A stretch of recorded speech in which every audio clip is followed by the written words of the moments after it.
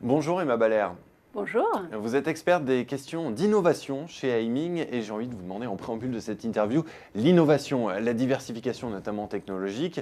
Aujourd'hui, ce sont des sujets de plus en plus stratégiques et intimement liés, n'est-ce pas?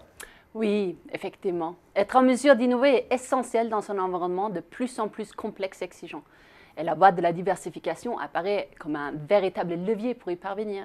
Les problématiques et questions que se posent le plus fréquemment les entreprises sont: quelles sont les nouvelles applications possibles autour de mes technologies? Où existent de nouveaux marchés et clients pour mes technologies existantes? Et comment les identifier et accéder? Alors justement, sur ces différents points, quelles sont les quelques pistes que vous pouvez suggérer? Eh bien, aujourd'hui, à défaut d'avoir forcément la bonne réponse à ces questions, les entreprises peuvent s'appuyer sur un ensemble gigantesque de données pour les aider à décider et surtout pour gagner du temps dans le processus de décision. Je pense là à plusieurs sources en particulier: les bases de données de brevets déposés, l'ensemble des travaux de recherche et publications associées, la littérature grise, mais aussi tout ce qui est issu de la recherche collaborative financée par les pouvoirs publics. À partir de ces ressources, il y a une richesse d'informations que l'on va chercher, extraire puis exploiter et croiser, qui pourra éclairer l'entreprise dans ses choix et accélérer le processus de décision. Comment, qu'est-ce qu'on fait de cette donnée? Comme évoqué précédemment, il y a plusieurs cas de figure. D'abord, une entreprise a une nouvelle idée autour d'une technologie, une application possible.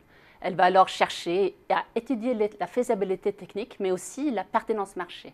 Elle a l'intuition que son idée est intéressante, mais ne sait pas avec qui travailler pour valider ces hypothèses. Avec le monde académique, des laboratoires, des industriels, et si oui, avec lesquels.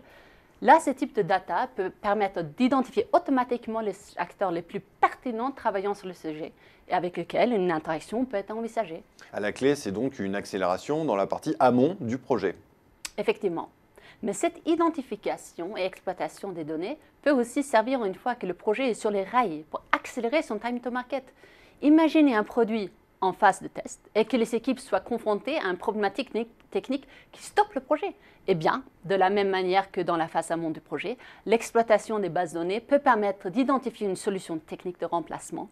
Cela peut prendre la forme d'un brevet technologique, de publication scientifique, ou alors d'identifier un expert ou un partenaire à même de résoudre rapidement les problématiques. Et en ce qui concerne l'identification de nouveaux marchés et en ce qui concerne l'accès à ces nouveaux marchés?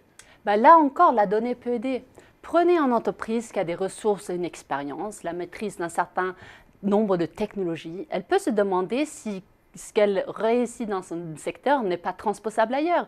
Là, la data va lui permettre d'apporter une meilleure connaissance des marchés pouvant être adressés et ainsi l'aider dans sa prise de décision. La donnée va, par exemple, l'éclairer sur les zones géographiques où telle technologie a été brevetée et pour quelle application et par qui. À la clé, ce sont des précieuses informations sur des partenaires et surtout clients potentiels pour le futur.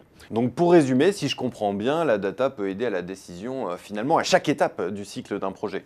Oui, absolument. Elle peut permettre d'accélérer les choses en ce qui concerne la validation d'hypothèses, l'identification de nouvelles opportunités ou encore la recherche de solutions en cas de problème. C'est ce qui rend les investissements dans la donnée et ces solutions de plus en plus incontournables en ce qui concerne l'innovation. Eh bien, merci beaucoup Emma Baller pour cet éclairage. Merci. Merci.